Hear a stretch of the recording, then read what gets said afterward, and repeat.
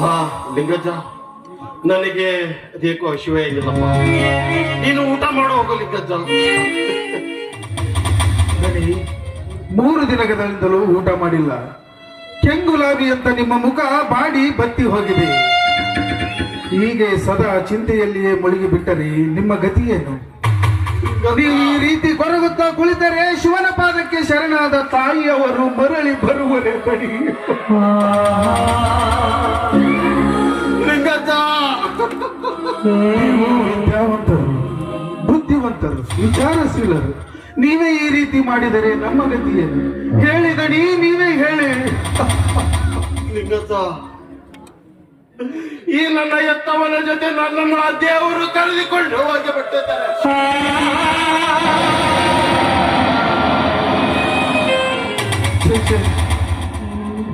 ಎಂತ ಮಾತನಾಡುವರಿ ದಣಿ.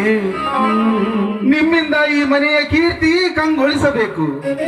ನಿಮ್ಮಿಂದಲೇ ಈ ಮನೆಯ ವಂಶ ಜ್ಯೋತಿ ಬೆಳಗಬೇಕು ದಣಿ, ಬೆಳಗಬೇಕು.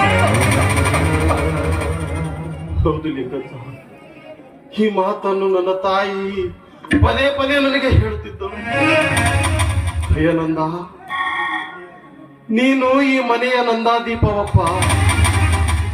ನಿನ್ನಿಂದಲೇ ಈ ಮನೆ ಬೆಳಗಬೇಕಪ್ಪ. ನನಗಿರುವುದು ನೀನೊಬ್ಬನೇ ಕುಲಪುತ್ರ ಎಂದು ನನ್ನ ತಾಯಿ ಪದೇ ಪದೇ ನನಗೆ ಹೇಳುತ್ತಿದ್ದಳು. ಆದಷ್ಟು ಬೇಗ ನಿನಗೆ ಮದುವೆ ಮಾಡಿ ನೀನು ನಿನ್ನ ಸತಿಯೊಡನೆ ಸಂತೋಷದಿಂದ ಇರುವುದನ್ನು ಕಾಣುವ ಭಾಗ್ಯ ಅಲ್ಲದೆ ಮುದ್ದು ಮೊಮ್ಮಕ್ಕಳನ್ನು ಎತ್ತಿ ಆಡಿಸಬೇಕೆಂದು ಕನಸು ಕಂಡಿದ್ದಳು ನನ್ನ ತಾಯಿ.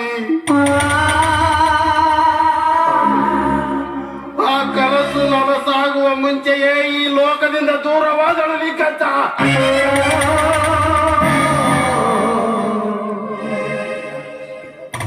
ಲಿಂಗಜ್ಜ, ಲಿಂಗಜ್ಜ, ನನ್ನ ತಾಯಿ ಸತ್ಯ ಚಿಂತೆಯಲ್ಲಿ ಹಗಲಿದ ದುಃಖವನ್ನು ಮರೆಯುವಾಗಲೇ ಇದೇ ದಸರಾ ಹಬ್ಬದ ದಿನದಂದು ಮತ್ತೊಂದು ದುರ್ಘಟನೆಯ ಭೀಕರ ಸುದ್ದಿ ನನ್ನ ಹೃದಯವನ್ನೇ ತುಂಡು ತುಂಡಾಗಿ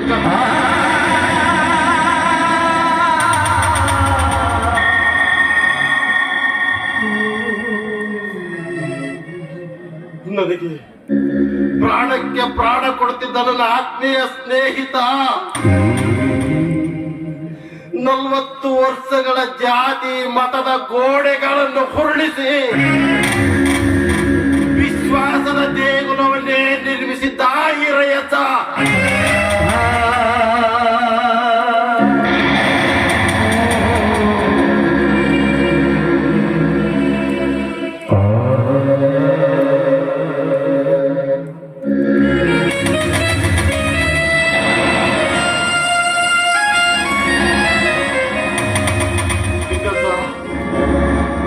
ರಂಗಭೂಮಿಯಲ್ಲಿ ಅವನು ರಾಜಾಜಿಸಬೇಕಾಗಿತ್ತು ಲಿಂಗಜ್ಜ.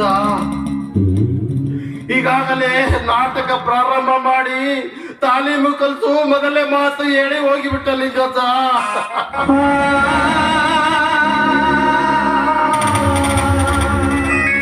ಲಿಂಗಜ್ಜ, ಅವನು ಸಾಮಾನ್ಯದ ಗೆಳೆಯನಲ್ಲ ಲಿಂಗಜ್ಜ.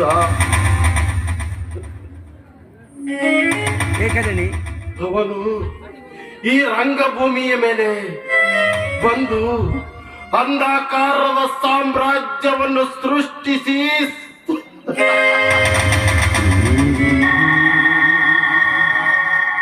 ಸಾವಿರಾರು ಪ್ರೇಕ್ಷಕರ ಮನರಂಜಿಸಿದ್ದ ವೇಷ ಹಾಕಿದ ಕ್ರೂರಗಳ ನಾಯಕ.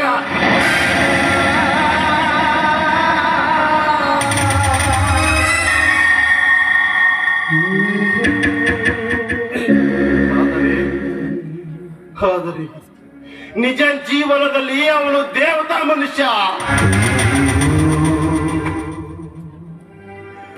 ಅವನ ಸ್ನೇಹ ನನ್ನ ಬದುಕಿನ ಹಾದಿಗೆ ಸೂರ್ಯಕಾಂತಿಯ ಪುಷ್ಪವಾಗಿತ್ತು ಲಿಂಗಜ್ಜ, ಸೂರ್ಯಕಾಂತಿಯ ಪುಷ್ಪ.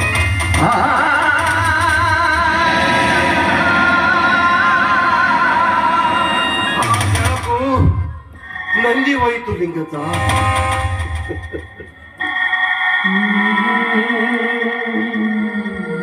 ಲಿಂಗಜ್ಜ, ತಂದೆ ತಾಯಿ ಇಲ್ಲದ ತಬ್ಬಲಿಯಾದ ಹೆಂಡತಿ,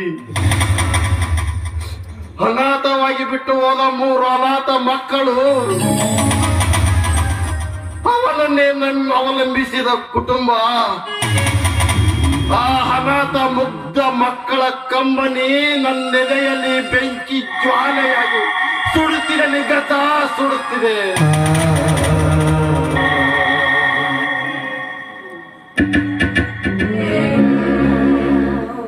ಒಂದು ಕಡೆ ನನಗೆ ಜೀವ ಕೊಟ್ಟ ತಾಯಿ,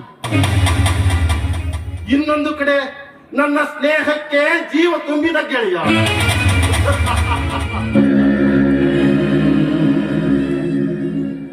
ಇವೆರಡೂ ಇಲ್ಲದೆ ಇರುವಾಗ ಯಾರಿಗೋಸ್ಕರ ಬದುಕಬೇಕು, ಯಾತಕ್ಕೋಸ್ಕರ ಬದುಕಬೇಕು?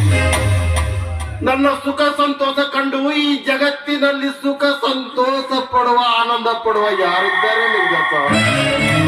ನೀವೇ ಹೇಳು ಲಿಂಗಜ್ಜ, ನೀವೇ ಹೇಳು.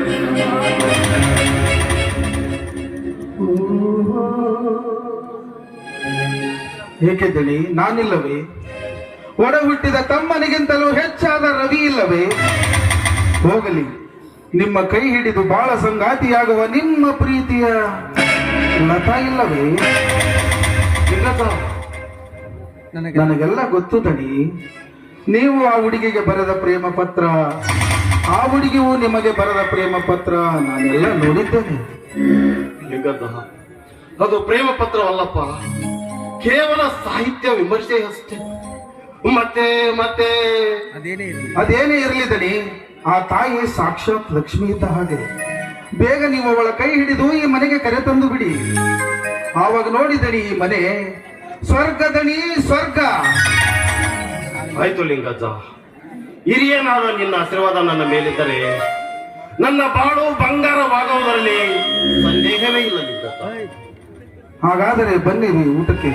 ಲಿಂಗಜ್ಜ, ಲಿಂಗಜ್ಜ, ನನಗೆ ಹೆಚ್ಚುವೇ ಆಗಿಲ್ಲ. ನೀನು ಸಂತೋಷಕ್ಕೋಸ್ಕರ ಒಂದು ಲೋಟ ಹಾಲು ತೆಗೆದುಕೊಂಡು ಬಾ, ಕುಡಿಯುತ್ತೇನೆ ಲಿಂಗಜ್ಜ. ಆಗಲಿದ್ದೀನಿ.